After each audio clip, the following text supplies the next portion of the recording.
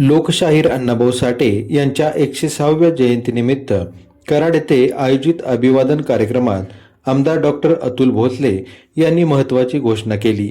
कराड शहरात लोकशाहीर अण्णाभाऊ साठे यांचे भव्य स्मारक उभारण्यासाठी राज्य शासनाकडून आवश्यक निधी उपलब्ध करून दिला जाईल असे त्यांनी जाहीर केले।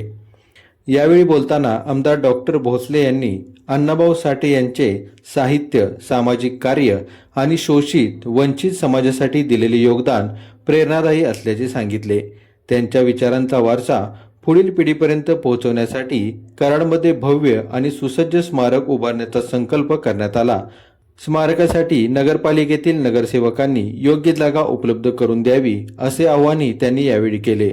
राज्य सरकारच्या सहकार्याने हा प्रकल्प साकारण्यात येईल असा विश्वास त्यांनी व्यक्त केला।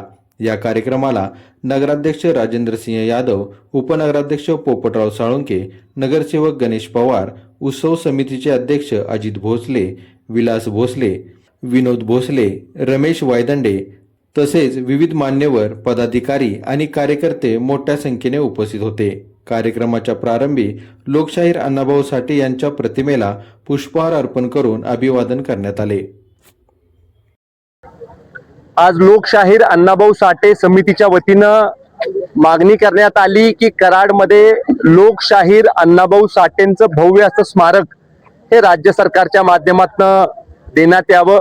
मला मनापासून एका गोष्टीचं समाधान आहे की लोकशाहीर अण्णाभाऊ साठेंच्या वाटेगाव गावी एक भव्य असं स्मारक राज्य सरकारच्या माध्यमातून देण्यात आलेलं आहे आणि त्याच धर्तीवर कराड शहरामध्ये मोठ्या प्रमाणावर मातंग समाजाचे बांधव हे येऊ शकतील। त्यांना एक भव्य असं स्मारक जिथं ते येऊन एक नवीन ऊर्जा त्यांना त्या स्मारकाला भेट दिल्यानंतर येईल अशा प्रकारचं स्मारक, त्याचबरोबर एक अभ्यासिका किंवा सभामंडप जेणेकरून समाजाचे काही विविध कार्यक्रम असतात ते कार्यक्रम देखील विनाशुल्क समाजाला घेता येतील असं करण्याच्या बाबतीमध्ये राज्य सरकारचा निश्चित स्वरूपी मानस आहे।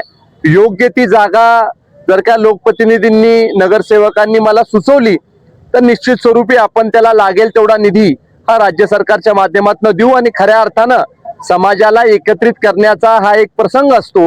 हे एक चांगल्या पद्धतीचं कार्य या उत्सव समितीच्या माध्यमातून होतं, याला सुद्धा ऊर्जा अवस्था येईल।